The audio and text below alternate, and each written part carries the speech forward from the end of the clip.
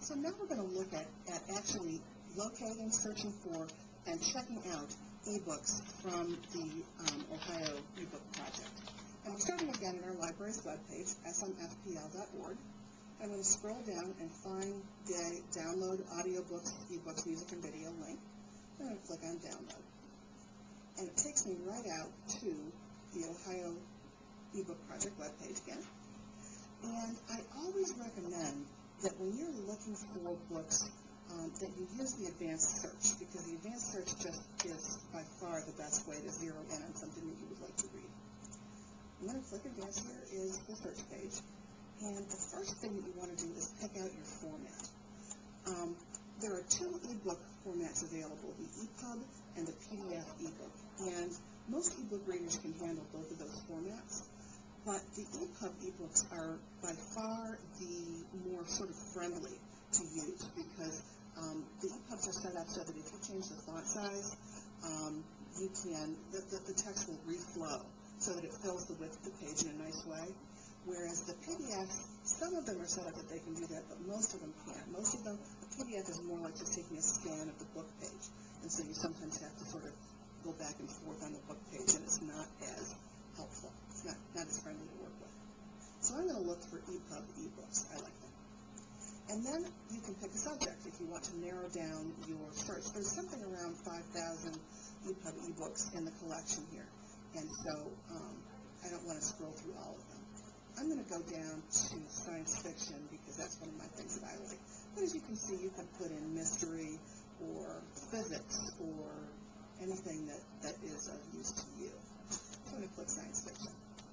And then the other thing I want to do right now, because I'm demonstrating, is I want to only show titles with copies available. This is really handy if you're going on a trip and you want to download some books today and have them with you on your trip. If you can afford to wait, you don't want to check that, because then you'll find books that are checked out, but you put yourself on hold. So I am going to do only show titles with copies available for just right now. And I'm going to hit search. And as we look, here we have, let's see, just a few things available. So I will, there's one thing that's interesting to note here. You'll notice that there's a big A beside this particular, and this one is a book that we think is going to be real popular with our library's patrons, and so we've bought extra copies that are just for our patrons.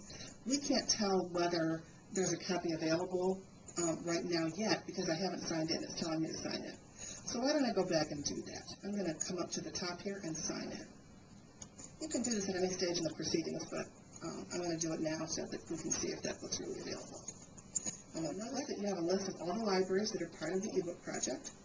And here's ours, the Stone Monroe Falls Public Library. And then it wants me to put in my library card number, which I happen to have memorized. There it is. And now it wants me to proceed to checkout. And I'll click there. And it tells me that you can have a certain number of titles checked out, and I'm going to limit my checkout to a 7-day period because I don't know if I'll get a chance to read this one, and I don't want to take it out of circulation for too long. There we go. And I'm going to confirm my checkout.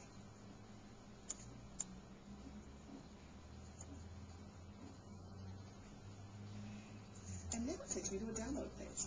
And so the minute that you check out any given book, you can go download it right away.